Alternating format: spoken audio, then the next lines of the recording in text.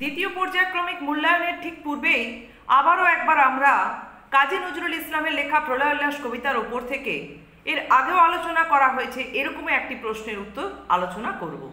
এবং এই প্রশ্নটি কিন্তু 2026-এর মাধ্যমিক আর এই 25-এ যে তোমরা সেকেন্ড সামেটিভ দিচ্ছ তাতে কিন্তু খুবই গুরুত্বপূর্ণ। ঠিকই ধরেছ, প্রলয় উল্লাস কবিতাতে কবি জয়ধ্বনিকর এই শব্দ বন্ধকে কবার ব্যবহার করেছেন এবং কেন এতবারই বা কবিতায় শব্দবন্ধটিকে উপস্থাপন করেছেন। কবিতায় আমরা দেখব কবি জয়ধ্বনিকর এই শব্দবন্ধটিকে 19 বার ব্যবহার করেছেন কাজী নজরুল ইসলাম।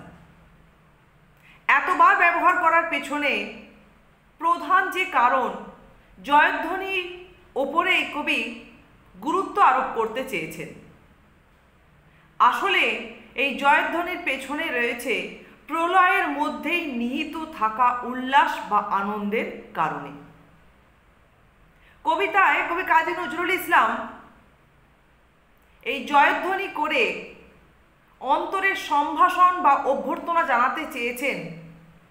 আপাত দৃষ্টিতে কবিতায় বর্ণিত কালবৈশাখীর ঝড় এবং মহাকালের ভয়ঙ্কর বা প্রচণ্ড রূপের মধ্য দিয়ে যে প্রলয় সংঘটিত হতে চলেছে তাকে।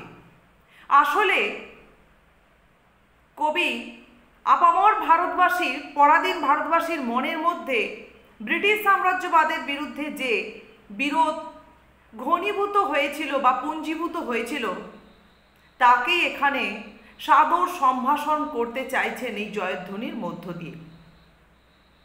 সেই বিরোধী কিন্তু কবিতায় কখনো কালবৈশাখীর ঝড়, আবার কখনো মহাকালের প্রচণ্ড রূপের মধ্য দিয়ে প্রতিকায়িত হয়েছে।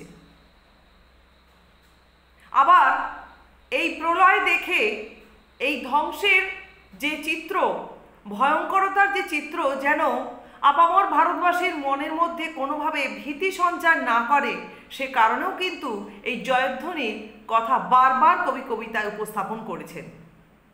আসলে এই প্রলয় বা ধ্বংসের মধ্য দিয়ে নূতনের সূচনা, প্রতিষ্ঠা এবং প্রসারতা লাভ করবে, অর্থাৎ ভারতবর্ষ স্বাধীনতার সূর্য দেখতে পাবে, যে কারণে কিন্তু এই জয়ধ্বনি।